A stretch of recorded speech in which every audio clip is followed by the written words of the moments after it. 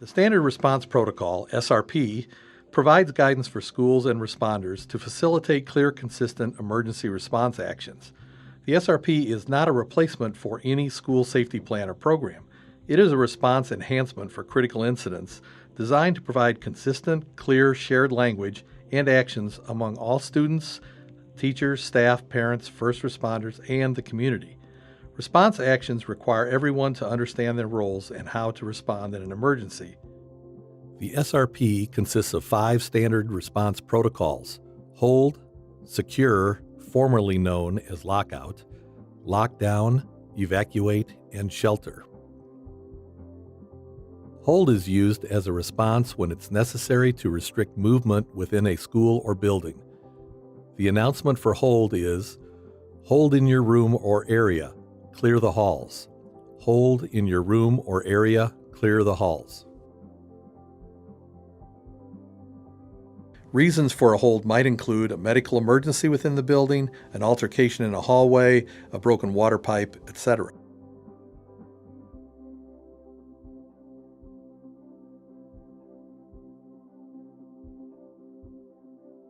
Students in the cafeteria, outside, or not in a classroom should remain in their area or follow additional directives. Students are to remain in their classrooms or areas until the hold is lifted. Secure, formerly known as lockout, is announced when there is a hazard or threat outside of the building. It is a response action to secure the perimeter of school buildings and grounds. This may be due to an emergency or police activity in the area, an unauthorized person, or a potentially dangerous animal on the grounds.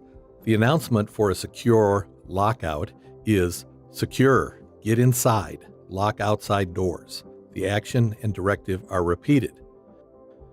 When a secure lockout is announced, teachers and staff assigned to exits will check for students immediately outside doors and bring them inside.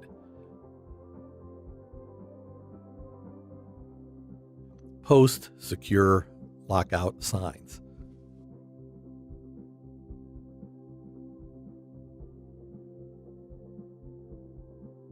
Secure the doors. Assign multiple staff to each area to ensure all exits are covered.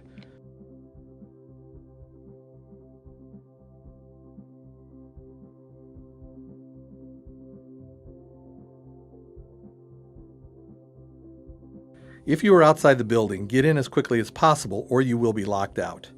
You are not to leave the building, even if that includes going to classes in other buildings or leaving campus. Where possible, classroom activities would continue.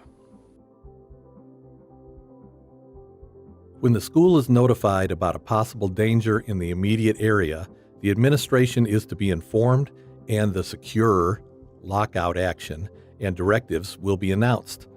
All staff should be empowered and trained to make appropriate response announcements. Announce secure, get inside, lock outside doors. Secure, get inside, lock outside doors over the public address system or other established communication methods.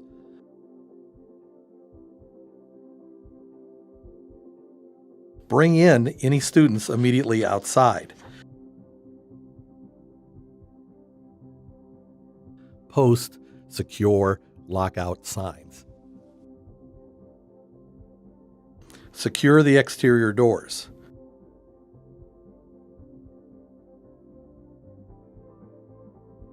No one will be allowed in or out of the building.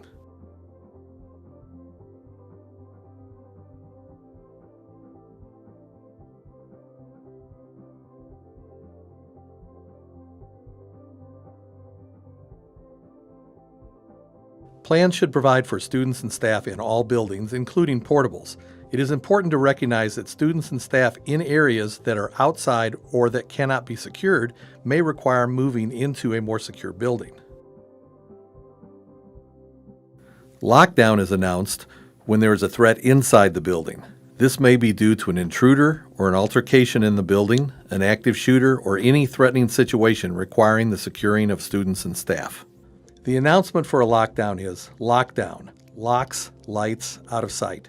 Lockdown. Locks, lights, out of sight. The action and directive are repeated. When a lockdown is announced, students should quickly move to an area of the room that is out of sight from doors or windows. Students immediately outside the classroom shall be brought inside. Turn off all lights.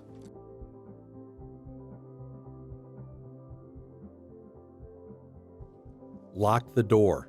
Do not slide red or green cards under the door or display in window during a lockdown.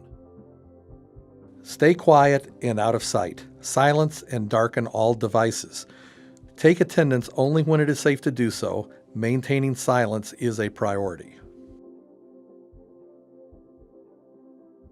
If you hear gunshots, loud, alarming sounds, or see someone with a gun or exhibiting violent behavior, go into lockdown. Do not wait for an announcement.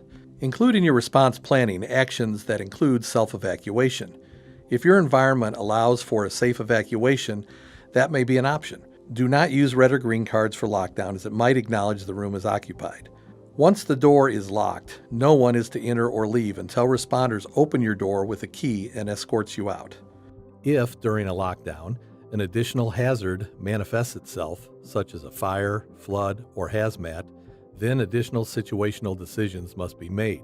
There should be discussions with your local emergency responders and your local fire marshal about reacting to a fire alarm if it is activated during a lockdown. The lockdown announcement should be given as soon as possible.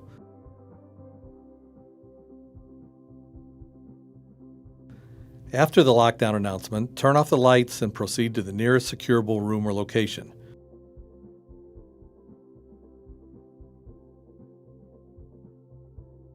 Remain silent and stay out of sight. Locking down in an office equipped with communication systems may assist in relaying needed information during the emergency. The SRP uses an all-hazards approach. In the event of an active shooter emergency, it is important to be aware of all response options available to ensure lives are saved. Specific to an active shooter response, avoid, deny, defend, developed by alert, provides a set of actions an individual can take during an act of violence. Avoid includes moving away from the source of threat quickly. Deny, similar to the actions of lockdown, includes actions to deny the shooter access to students and staff. If you cannot avoid or deny access, be prepared to defend yourself. It is critical to know your options and to be prepared to defend yourself. Evacuate is announced when there is a need to move students and staff from one location to another in an emergency. The announcement for an evacuation will be followed by a location, such as evacuate to the flagpole. Evacuate to the flagpole. When an evacuation is announced, students should quickly and orderly head toward the evacuation location. Depending on your district or school procedures, you should leave belongings behind.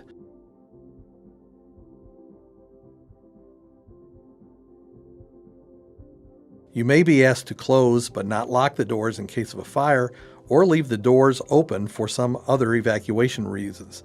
Listen to instructions.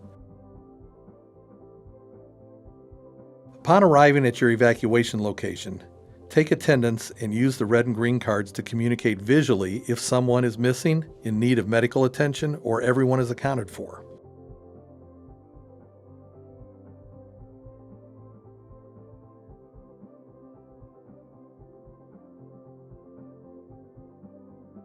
Depending on district procedures, cell phones may be taken with students if quickly available. Do not take time to retrieve them from backpacks. As with all response protocols, evacuation should be drilled and exercised from various locations and at various times.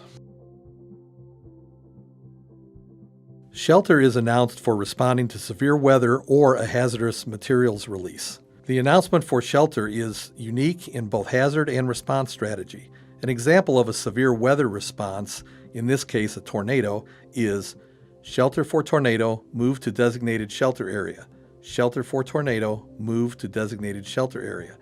Make sure you pay attention to the hazard and the safety strategy provided.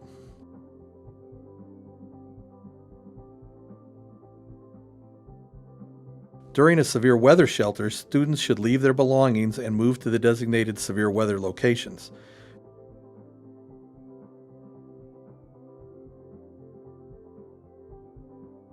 close but do not lock doors.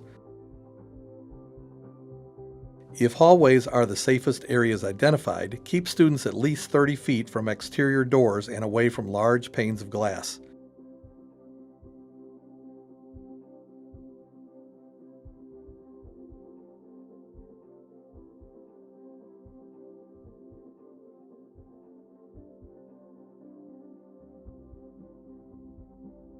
If safe to do so, take attendance once you are in your shelter location.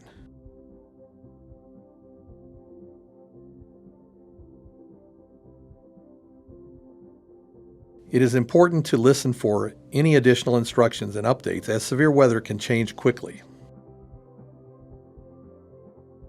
The announcement for Shelter for a Hazardous Material Release is Shelter for Hazmat Release. Shut windows, seal exterior openings, and shut down HVAC systems. Remain in the room for further instructions. For a hazardous material spill, all exterior doors and windows should be closed and sealed.